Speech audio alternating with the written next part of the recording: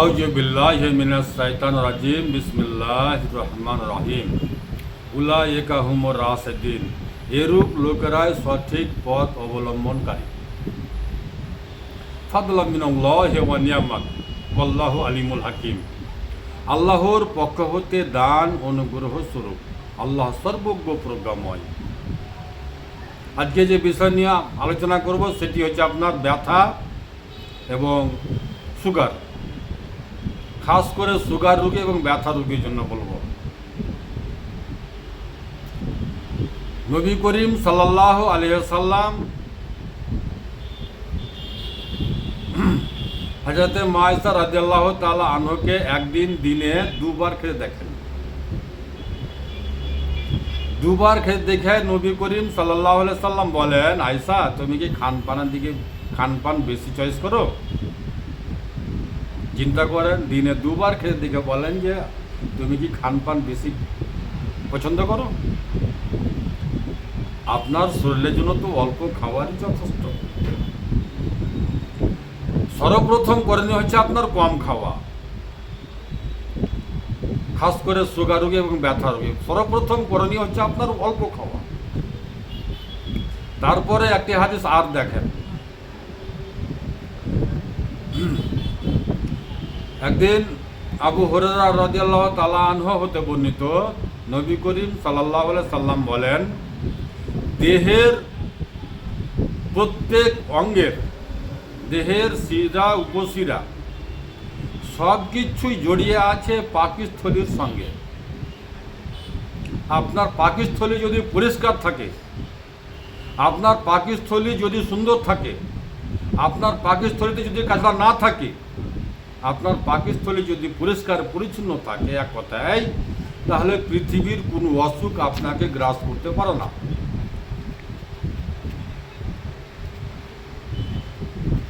নবী করিম সাল্লাল্লাহু আলাইহি সাল্লাম বললেন যে আপনার দেহের পাকস্থলী হচ্ছে দেহের চৌবাচ্চ। এই দেহের পাকস্থলীতে যখন কাঁচরা জমে যায়, ময়লা জমে যায়, তখন আপনার শিরা উপশিরা জড়িয়ে ধরে, আক্রান্ত হয়, অসুখ বিসুখ ছড়িয়ে পড়ে শরীরের মধ্যে সেই পাকস্থলী থেকে। আজকে আমরা পাকস্থলীকে খালি রাখতে চাই না, শুধুমাত্র পাকস্থলীতে খাওয়ার একের পর এক খাওয়ার দিতে থাকি। পাকস্থলী আমাদের খালি হতে পায় না, পাকস্থলী আমাদের পরিষ্কার হতে পায় না। চিন্তা করেন যে নবী করিম সাল্লাল্লাহু আলাইহি সাল্লাম মায়েশা রাদিয়াল্লাহু তাআলা আনহাকে দুবার খেতে দেখে বলেন, তুমি কি খানপানের দিকে বেশি চয়েস করো? ধ্যান রাখো। আর আজকে আমরা একবার পানি খাই, একবার খাবার খাই, একবার চা খাই, একবার বিস্কুট খাই, একবার এটা খাই, একবার এটা খাই। আপনার দেহের জন্য বেশি খাবারের প্রয়োজন নাই, আপনার দেহের জন্য অল্প খাওয়ার প্রয়োজন। জি হ্যাঁ, আপনার দেহকে অল্প খাওয়ার প্রয়োজন, তাহলে আপনার পাকস্থলী পরিষ্কার থাকবে, খালি থাকবে। আর পাকস্থলী খালি থাকতে গেলে পরে আপনার শরীর সুস্থ। ভেরি সিম্পল ট্রিটমেন্টটা, অতি সহজ, অতি সরল। শুধু আপনি কম খাওয়ার চেষ্টা করেন, পাকস্থলীকে খালি রাখার চেষ্টা করেন। দিনে 3 বার খাচ্ছিলেন 2 বার খান, দিন 2 বার খাচ্ছিলেন 1 বার খান। আর যারা ঘুরে ঘুরে এটা খায় ওটা খায়, তারা অসুখের দাওয়াত দেয়। তারপরে আসি পবিত্র কোরআন থেকে আমরা সূরা আরাফ আয়াত নাম্বার 31, কুল ওয়াসরিফু ওয়ালা তুসরিফু, খাও ও পান করো। এই কুল ওয়াসরিফু ওয়ালা তুসরিফুর কথা পবিত্র কোরআনের মধ্যে সূরা আরাফ আয়াত নাম্বার 31। একদিন হযরত আলীর সন্তান ইমাম হোসেন রাদিয়াল্লাহু তাআলা আনহুকে এক ইহুদি এসে জিজ্ঞাসা করেন, আপনাদের পবিত্র কোরআনে কি কিছু আছে দেহ সম্বন্ধে? দেহকে সুস্থ রাখা, দেহকে ট্রিটমেন্ট করার কোনো ট্রিটমেন্ট আছে? ইমাম হোসেন রাদিয়াল্লাহু তাআলা আনহু বলেন যে ওয়ার্থে কোরআন দেহের ব্যাপারে। কুল ওয়াসরিফু ওয়ালা তুসরিফু, এর সানে নজরুল ভালো করে, সুন্দর করে, পরিপূর্ণ ভালো করে 2 বার 3 বার করে পড়ে দেখলেন, তাহলে আপনি বুঝে যাবেন, আপনাকে বুঝাবেন প্রয়োজন আমার আর পড়িবেন না। সূরা আরাফ আয়াত নাম্বার 31, কুল ওয়াসরিফু ওয়ালা তুসরিফু, খাও ও পান করো। আজকে আমরা ঘুরে ঘুরে খাই, আধ ঘন্টা পর, 1 ঘন্টা পর, কোনো সময় না। আমার মা, আমার বোনেরা, আমার ভাই ও বাবাজিরা, আমি প্রত্যেক লোককে বলতে চাই, খাস করে যারা ব্যথা এবং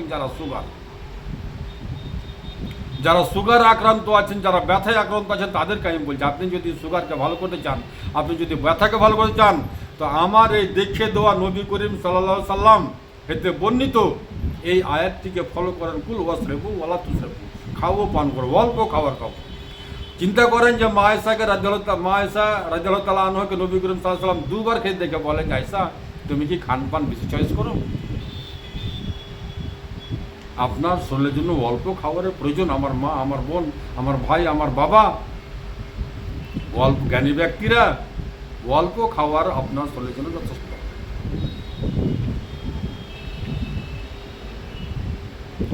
তারপরে ইমাম হুসেন রাদিয়াল্লাহু তাআলা আনহু বললেন যে অর্ধেক কোরআন যথেষ্ট, অর্ধেক কোরআন। খান পানের ব্যাপারে অর্ধেক কোরআন বললেন ইমাম হুসেন রাদিয়াল্লাহু তাআলা আনহু।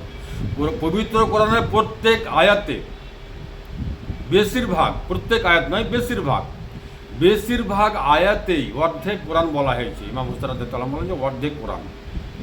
অর্ধেক কোরআন দেহের ব্যাপারে, স্বাস্থ্যের ব্যাপারে। পবিত্র কোরআনের মধ্যে একটাও আয়াত আপনি পাবেন না যে স্বাস্থ্যের বিপক্ষে যায়। পবিত্র কোরআনে এমন একটিও আয়াত আপনি পাবেন না যে স্বাস্থ্যের বিপক্ষে যায়। সব আয়াতই, খাস করে সব আয়াতই স্বাস্থ্যের পক্ষে। তাই আল্লাহ পাক পবিত্র কোরআনের মধ্যে ইরশাদ করেছেন, ফাদলুম মিনাল্লাহি ওয়া নি'মাত ওয়াল্লাহু আলিমুল হাকিম উলাইকা হুমুর রাশিদিন। এরূপ লোকেরা সঠিক পথ অবলম্বনকারী। আমার পক্ষ থেকে, আল্লাহর পক্ষ থেকে দান অনুগ্রহ স্বরূপ। আল্লাহ সর্বজ্ঞ প্রজ্ঞাময়। অনুগ্রহ করে, দয়া করে আল্লাহ তাআলা আমাদেরকে এই নিয়ামতগুলো দিয়েছেন, যাতে করে আমার বান্দারা খায়, সুস্থ থাকে, ভালো থাকে। আল্লাহ কত দয়াবান, মেহেরবান। পাকস্থলীকে আমরা কি করে পরিষ্কার করতে পারি? এখন আমাদের পাকস্থলীতে কাঁচা ভরা আছে। কি খেলে আমাদের পাকস্থলী পরিষ্কার হবে? শশা খাবেন, শশা সুইট না করতে লেবু পানি খাবেন, লেবু পানি সুইট না করতে বেদানা খাবেন, বেদানা সুইট খাবে না, আর কোনো মানে নাই। ফিহা ফাকিহাতুন ওয়া নাখলু ওয়া রুমান। আল্লাহ তাআলা পবিত্র কোরআন সূরা আর রহমানের মধ্যে বলেন, রুমান মানে আনার, ফাকিহাতুন মানে খেজুর, খেজুর খাবেন, আনার খাবেন, ফলমূল খাবেন। প্রত্যেক ফলমূল আপনার পাকস্থলীকে পরিষ্কার করে। ফলমূলের কাজ হলো শরীরের মধ্যে রস ভরা। ফলমূলের কাজ হলো অসুখকে দূরে সরিয়ে দেওয়া। ফলমূলের কাজ হলো আপনার অসুখকে কাছে ছাঁটতে না দেওয়াই হচ্ছে ফলমূলের কাজ। ডাক্তার লাগবে না, উকিল লাগবে না, হাকিম না লাগবে না। আপনাকে পৃথিবীতে কোনো অসুখ গ্রাস করতে পারবে না, যার নাম হচ্ছে ফল, যার নাম হচ্ছে ফল, শাক সবজি, তাই তরকারি। শুধু আপনি পেটের মধ্যে কাঁচা বলছেন ভাত আর রুটি, ভাত আর রুটি, ভাত আর রুটি। আপনার শরীরকে, আপনার দেহটাকে ফল মূল তাই তরকারি দিয়ে সাজিয়ে তোলেন, তাহলে আপনি কামিয়াবি হাসিল করবেন ইনশাল্লাহ, আলহামদুলিল্লাহ। আসেন আমি ওই সকল মা বোনদেরকে, ওই সকল ভাই বাবারাকে বলতে চাই সুগারের জন্য কি করতে পারেন, এবং ব্যথার জন্য এবং সুগারের জন্য।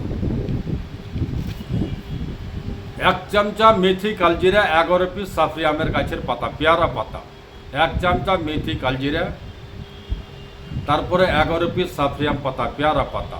সন্ধ্যা রাত্রে 1.5 গ্লাস পানিতে ছাড়েন, 1.5 থেকে 2 গ্লাস পানি ছাড়েন।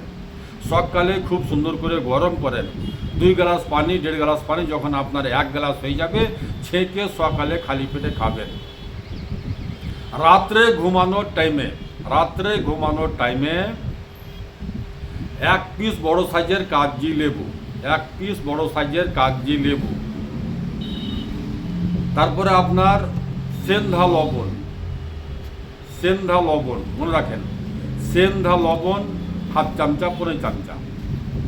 তারপরে আপনার তরকারিতে খাওয়া হলুদ পাউডার আপনার নেবেন 1/2 চামচা, 1.5 চামচা। 1 গ্লাস পানি খুব সুন্দর করে সিদ্ধ করবেন, 1 থেকে 1.5 গ্লাস পানি। 1.5 গ্লাস পানি যখন আপনার 1 গ্লাস হয়ে যাবে, ছেঁকে, ছাঁকার প্রয়োজন নাই, দেড় গ্লাস ওতে একটা লেবু চাপবেন, লেবু চেপে গরম করবেন।